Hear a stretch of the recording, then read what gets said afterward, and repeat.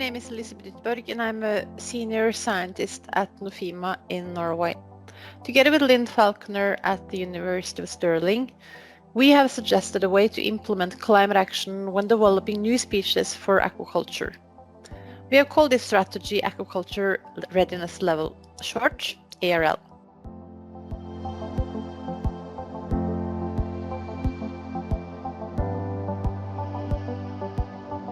Diversification of aquaculture species has been suggested by many, including individual countries and the EU, as a way to increase resilience and adapt to climate change.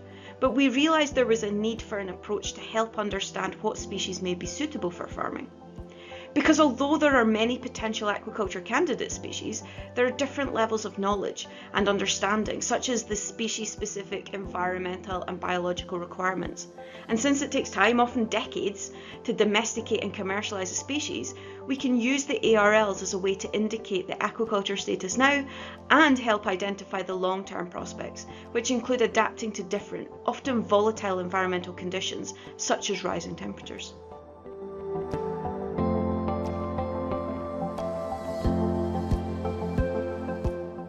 Technology readiness level is commonly used to describe the maturation of products for commercialization. As aquaculture is the farming of living animals and plants, there are other aspects to take into consideration. With the TRL as inspiration, we therefore developed the ARLs, focusing on the needs and requirements for living species. This led us to 9 steps involving similar steps as the TRLs, with 3 levels within each of the 3 main topics: research, development, and commercialization. In addition, we added a 10th step that included climate action. This step should be the goal of all species being developed for commercial aquaculture, as it will ensure possibilities and flexibilities to adjust, adapt, and respond to the anticipated impact of climate change.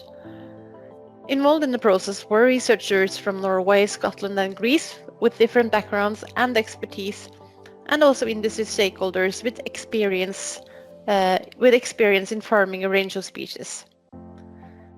The research was financed by UK Research and Innovation and the Norwegian Research Council.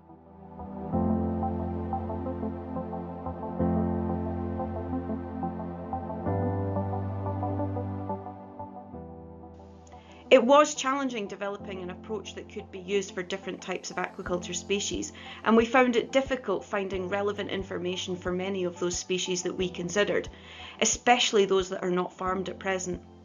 But it is also important to say that even for established aquaculture species, there are considerable critical knowledge gaps about potential responses to climate change.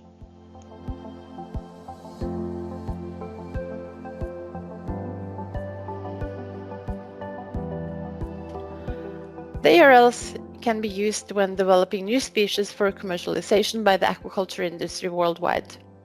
And going through each of the steps in the ARL will result in climate action-oriented aquaculture production. Understanding where a species is with regard to research and development and innovation can give us insight into potential adaptive capacity across the aquaculture sector. And the ARLs were developed in a structured way to help communicate across different stakeholders, disciplines, and locations.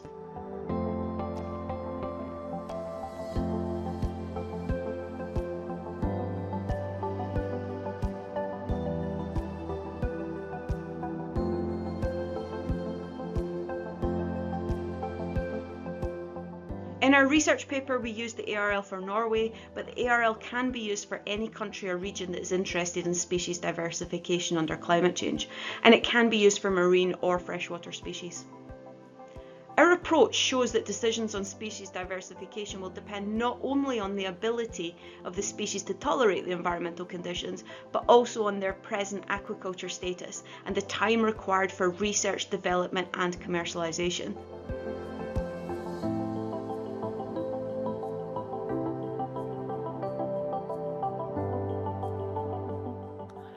Climate action must be a guiding principle in everything we do, and the ARLs can help us implement it in aquaculture. With climate action, time is the critical factor, and the ARL can be used to identify species with the greatest potential for climate action-orientated production.